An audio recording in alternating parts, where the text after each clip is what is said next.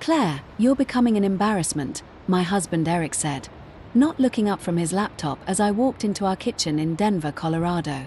The words hit me like a physical blow, especially after the day I'd had at Sundale Financial, where I worked as a senior investment advisor. I had just closed a major client deal worth over $2 million, but instead of celebrating, I was walking into another evening of criticism. My name is Claire Beasley, and I'm 45 years old. For the past 18 years, I'd been married to Eric, a corporate attorney who worked at one of Denver's most prestigious law firms. We lived in a beautiful house in Cherry Creek, the kind of life that looked perfect from the outside, but lately, everything felt like it was crumbling beneath my feet. The past year had been the hardest of my life. My father passed away in March after a long battle with cancer, and I'd been struggling to cope with the grief while maintaining my demanding career. The wine I'd been having with dinner had gradually become a way to numb the pain, and Eric had noticed. What started as concern had morphed into something much crueler. "I had a great day at work today," I said quietly, trying to shift the conversation. "The Morrison account finally." "Nobody cares about your little victories when you can barely function as a wife," Eric interrupted, his voice dripping with disdain. "Look at this kitchen. Look at yourself."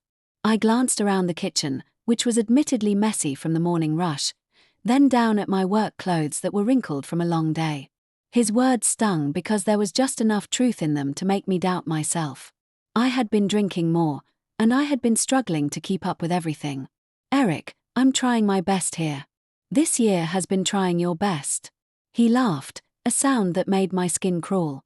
"Your best is pathetic, Claire. You're becoming unstable, and frankly, I'm tired of covering for you."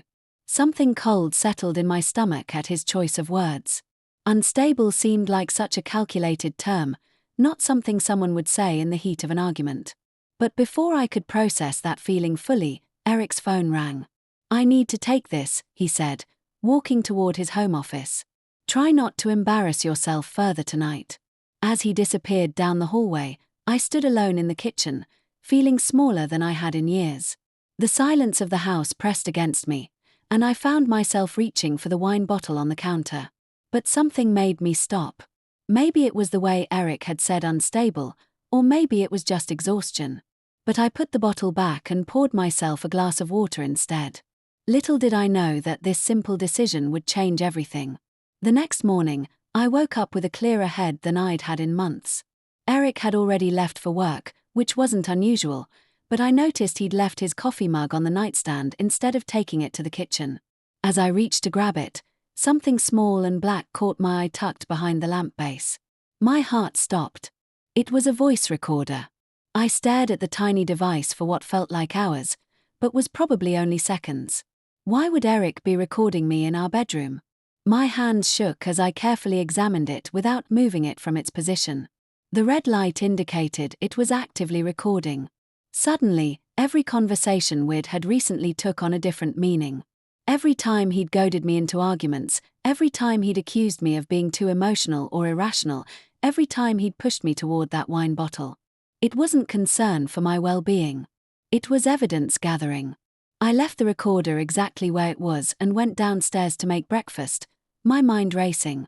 If Eric was secretly recording me, there had to be a reason. The word unstable from the night before echoed in my head. Was he building a case against me? Over breakfast, I forced myself to think logically. I'd been a successful financial advisor for over 15 years. I knew how to analyze situations, gather data, and make strategic decisions. If Eric was playing a game, I needed to understand the rules before I could figure out how to win. That evening, Eric came home with flowers, something he hadn't done in months. "I'm sorry about last night," he said, presenting them with a smile that didn't reach his eyes. "I know you're going through a rough time with your father's passing. Maybe we should talk to someone about getting you some help." "Help?" I asked, arranging the flowers in a vase. "Just someone to talk to. About the drinking, about your emotional state. I'm worried about you, Claire." There it was again. Language that seemed designed to establish a narrative. I smiled and nodded. "Maybe you're right. Let me think about it." That night, as Eric worked late in his office, I heard him on a phone call. The walls in our house weren't particularly thick, and his voice carried more than he probably realized. "She's getting worse," I heard him say. Yesterday, she could barely hold a conversation without slurring her words. I crept closer to the office door, my heart pounding. "I know, baby, but we have to be patient. The recordings are building a solid case. By the time I file, she won't be able to claim anything." The word baby hit me like a slap. Eric was talking to another woman about me, about recordings, about filing something. I backed away from the door slowly, pieces of a horrible puzzle clicking into place. My husband wasn't just recording me. He was orchestrating my downfall. The realization that my husband was actively working to destroy me should have sent me into a spiral. Instead, it lit a fire inside me that I hadn't felt in months. For the first time since my father's death, I had clarity of purpose. Eric thought he was dealing with a broken woman who would crumble under pressure. He was about to learn just how wrong he was. The next morning, I called in sick to work, something I rarely did, and spent the day researching. I learned about hidden cameras, voice-activated recording devices, and digital surveillance equipment. If Eric wanted to play the evidence game, I'd show him how it was really done. My first stop was the electronics store in downtown Denver, where I purchased a small security camera system and several discrete recording devices. The sales clerk, a young man who looked like he knew his way around surveillance equipment, gave me a crash course in placement and retrieval. "You want these where there's natural conversation, but not obvious snooping," he explained. "Kitchen islands, coffee tables, anywhere people naturally gather and talk." By the time Eric came home that evening, I had transformed our house into a surveillance network. Hidden cameras in the living room and kitchen, voice recorders in his office and car, and backup devices in locations he'd never think to check. If he was recording me, I was going to record everything. Over the next week, I maintained the appearance of the grieving, struggling wife Eric expected to see. I poured wine at dinner, but barely touched it. I seemed distracted and emotional during our conversations. I played the part he needed me to play while my devices captured every moment of his performance. The breakthrough came on a Thursday evening. Eric thought I was upstairs taking a bath, but I was actually in our bedroom listening through the baby monitor I'd reproposed to hear what was happening in his office. His mistress, I'd learned her name was Victoria, and she worked at his law firm, had come over for what Eric thought was a private meeting. "This worthless drunk won't get a penny," Eric laughed. And I could hear Victoria giggling in response. "She's too weak to fight back. By the time I'm done with her, she'll be lucky if she can afford a studio apartment." "Are you sure the recordings will hold up in court?" Victoria asked. "Please, I've got hours of her slurring her words, crying, acting completely unstable. No judge is going to award alimony to an alcoholic who can't take care of herself." "What about her job?" "She makes good money." "Not for long. I've already reached out to some contacts at her firm. A few anonymous tips about her drinking problem, and they'll start questioning her judgment with client accounts. She'll be fired within a month." I listened to them plan my complete destruction with the detached fascination of someone watching a nature documentary about predators. They had no idea they were being recorded, no idea that every word of their conspiracy was being captured in crystal clear audio. That night, I knew exactly what I had to do. The next morning, I made a decision that would change everything. Instead of continuing to gather evidence in secret, I decided to accelerate Eric's timeline. If he wanted me to appear unstable, I'd give him exactly what he was looking for, but on my terms. I started by calling Sonali Financial and speaking with my supervisor, Helena Reynolds. "Helena, I need to take some personal time," I said, making sure to sound slightly shaky. "I'm dealing with some family issues related to my father's estate, and I think I need a few weeks to get my head straight." Helena, who had been my mentor for years, was immediately concerned. "Claire, is everything okay? You've seemed stressed lately." "I'm fine," I said, letting a slight tremor creep into my voice. "I just need some time to figure things out. Eric thinks it might be good for me, too." "Of course. Take all the time you need. Your job will be here when you're ready." "Perfect." Now, Eric would think his plan to isolate me professionally was working, but I'd actually protected myself by proactively taking leave rather than being fired. That evening, I staged the performance of my life.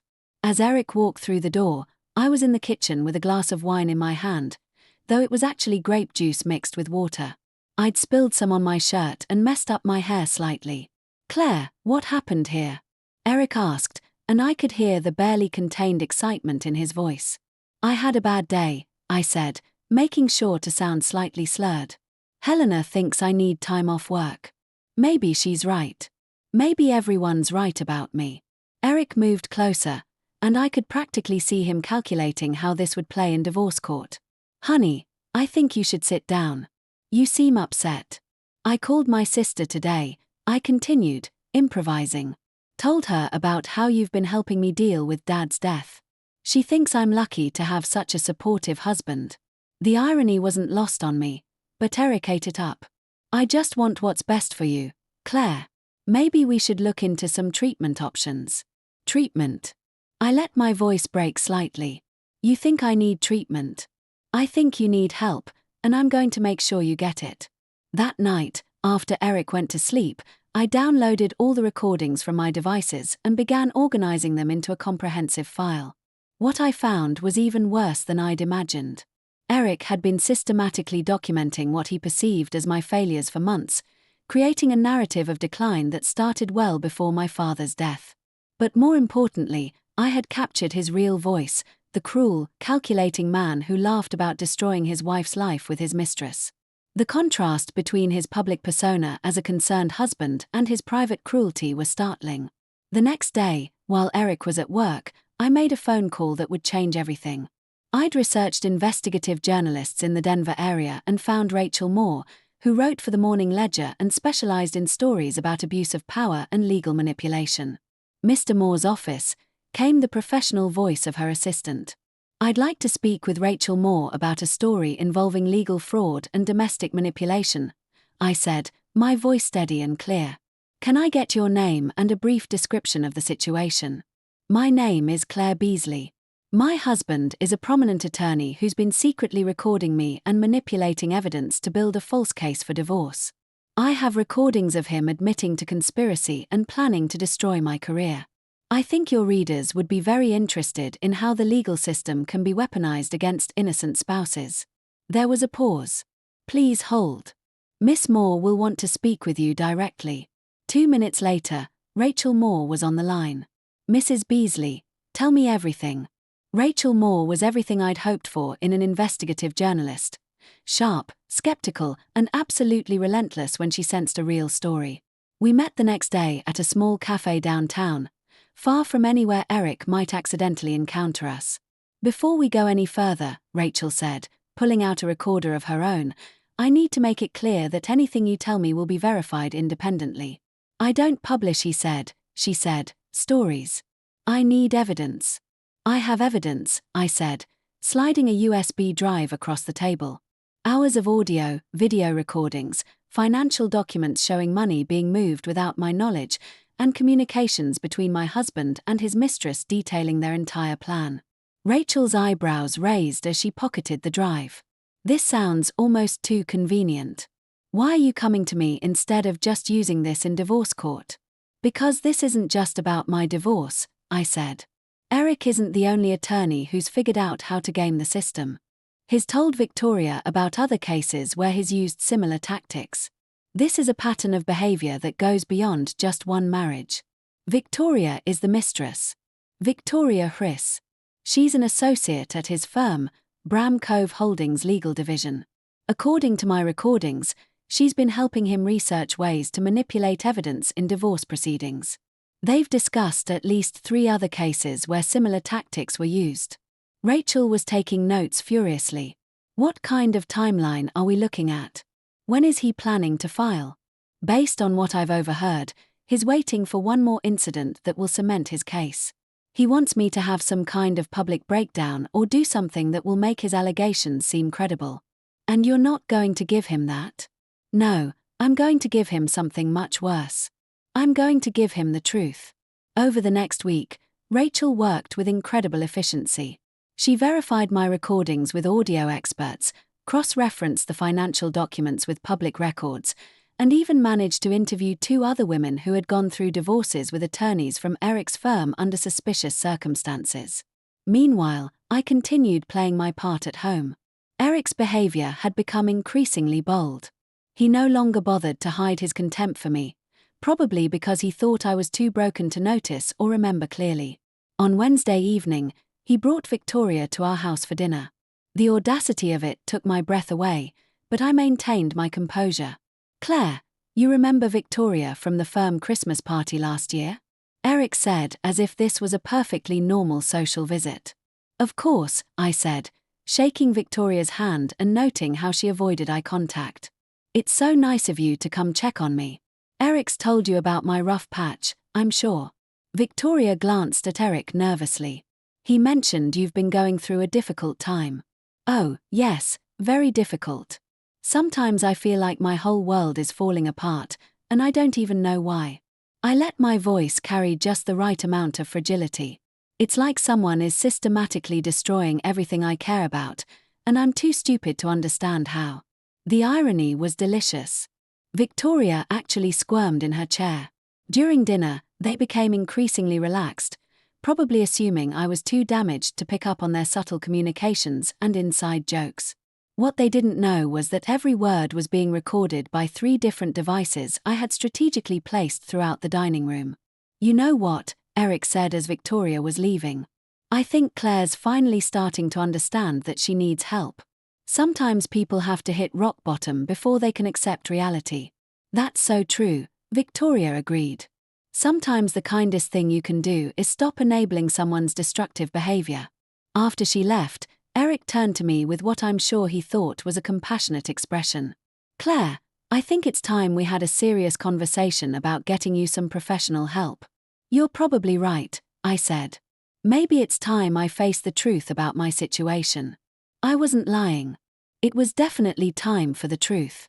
Rachel called me Friday morning with news that made my heart race. "We're ready to publish Sunday. The editors have reviewed everything. Our legal team has cleared it, and we've got enough corroboration to make this bulletproof. Are you prepared for what comes next?" "What do you mean?" I asked, though I had a pretty good idea. "Once this story breaks, your life is going to change dramatically. Eric will know you've been investigating him, his firm will likely face scrutiny, and you'll be in the middle of a very public scandal. Are you ready for that level of attention?" I thought about the woman I'd been a month ago, grieving, isolated, questioning my own sanity as my husband systematically tore down my self-worth. Then I thought about the woman I was now, clear-headed, strategic, and absolutely done with being anyone's victim. "I'm ready," I said. "But I want to be prepared." What's the headline going to be? "Local attorney caught on recording planning to frame wife as alcoholic in divorce scheme." We've got sidebar stories about the other cases and an editorial about legal ethics reform. This is going to be front page above the fold. That weekend was surreal. Eric was in an unusually good mood, probably because he thought his plan was nearing completion. He even suggested we go out to dinner Saturday night, something we hadn't done in months. "You seem like you're feeling better," he said over dinner at an expensive restaurant downtown. "More like your old self." "I think I'm finally accepting reality," I said, which was probably the most honest thing I'd said to him in weeks. That's all anyone can ask for. Sometimes the people who love us see things we can't see about ourselves. The sincerity in his voice was almost impressive. If I hadn't heard the recordings of him laughing about destroying me, I might have actually believed he cared. Sunday morning arrived with unusual quiet. Eric was sleeping in, which was rare for him, and I was up early making coffee when my phone buzzed with a text from Rachel. "It's live. Check the Morning Ledger website." I opened my laptop, and there it was. My story splashed across the front page of Denver's most widely read newspaper.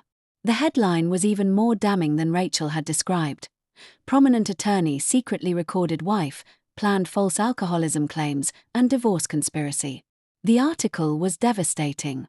Rachel had woven together the audio recordings, financial evidence, and expert commentary into a narrative that painted Eric not as a concerned husband, but as a manipulative predator who had weaponized the legal system against his own wife. The recordings of him laughing with Victoria about my supposed weakness were particularly damning. But what really made my heart sing was the sidebar story about the other women. Rachel had found not just 2, but 4 other cases where Eric's firm had used similar tactics. The paper was calling for an investigation into the entire practice. I heard Eric's alarm go off upstairs and quickly closed the laptop. Within minutes, his phone started ringing. What the hell? I heard him shouting from the bedroom. How did they get this? Who gave them these recordings? His footsteps thundered down the stairs as I calmly sipped my coffee. Eric appeared in the kitchen, still in his pajamas, holding his phone with a look of absolute panic. "Claire," he said, his voice carefully controlled, "we need to talk." "Good morning to you, too, honey," I said pleasantly. "You seem upset. Bad news." He stared at me for a long moment, and I could see the exact moment when he realized that the broken woman he'd been manipulating no longer existed. "You did this," he said quietly. "Did what?" I asked, meeting his gaze steadily. "I'm just a worthless drunk, remember? Too weak to fight back." The next few hours unfolded exactly as I had hoped they would. Eric's phone didn't stop ringing. Calls from his law firm, reporters, family members who had seen the story, and presumably Victoria, though he wasn't taking those calls in front of me anymore.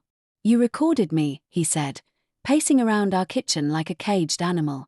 "You've been recording me this entire time." "Interesting choice of words," I said calmly. "Almost like you're familiar with the concept of secret recordings. This is different." What I was doing was what, Eric? Justified, legal, necessary? I stood up and faced him directly. "You hid recording devices in our bedroom. You conspired with your mistress to destroy my career. You planned to take everything I've worked for and leave me with nothing. So, please, explain to me how what I did was different." For the first time in months, Eric had no response. The man who had made his living crafting arguments and manipulating language was speechless. My phone rang, and I answered it without taking my eyes off Eric. "Hello, Mrs. Beasley. This is Jennifer Walsh from Channel 7 News. We'd like to interview you about the Morning Ledger story. Would you be available today?" "I'd be happy to tell my story," I said loudly enough for Eric to hear. "Let me check my schedule and get back to you." As I hung up, Eric's face had gone completely white. "Claire, think about what you're doing. If this goes any further, it's going to destroy both of us." "You already destroyed us, Eric. I'm just making sure the truth comes out." His phone buzzed with a text, and I watched his face crumble as he read it. "My firm is placing me on administrative leave pending an investigation," he said quietly. "That's unfortunate," I replied. "I suppose they don't appreciate attorneys who commit fraud and conspiracy. Who would have thought? You don't understand what you've done. My career. Your career built on lies and manipulation." "Yes, I think I understand perfectly." By Tuesday, the story had taken on a life of its own. The Colorado Bar Association announced they were opening an ethics investigation. 2 other women had come forward with similar stories about Eric's firm. Victoria had been placed on leave as well, and according to Rachel, she was already looking for a new job outside of Denver. I, meanwhile, had become something of a folk hero. My inbox was flooded with messages from women who had gone through similar experiences, divorce attorneys offering to represent me, and reporters wanting to interview me about domestic manipulation and legal abuse. The irony wasn't lost on me that Eric's plan to isolate and destroy me had instead connected me with a community of people who understood exactly what I had been through. Wednesday afternoon, Eric came home to find me packing boxes in his office. "What are you doing?" he asked. "Packing your things. I filed for divorce this morning, and my attorney advised me to document all marital assets before you try to hide them." I held up a financial statement. "Speaking of which, I found the account where you've been transferring our joint savings. Very thorough of you to leave such a clear paper trail. Claire, we can work this out. We don't need lawyers. Actually, we do. See, unlike you, I'm going to do this the legal way. No secret recordings, no manipulation, no conspiracy, just facts and evidence presented in open court." Eric sank into a chair, looking more defeated than I'd ever seen him. What do you want? I want what I've always wanted, Eric. I want respect. I want honesty. And I want justice. I closed the box I was packing and looked at him directly. The difference is, now I'm going to get all three. The man who had once called me too weak to fight back was finally learning just how strong I really was. 6 months later, as I sat in my new apartment overlooking downtown Denver, I reflected on the journey that had brought me here. The divorce had been finalized in my favor. Eric's legal career was effectively over, and I had returned to work at Sundale Financial with a promotion and the respect of my colleagues. My revenge hadn't been about destruction. It had been about truth. And truth had set me free in ways I never could have imagined. If you liked the video, click the subscribe and like option.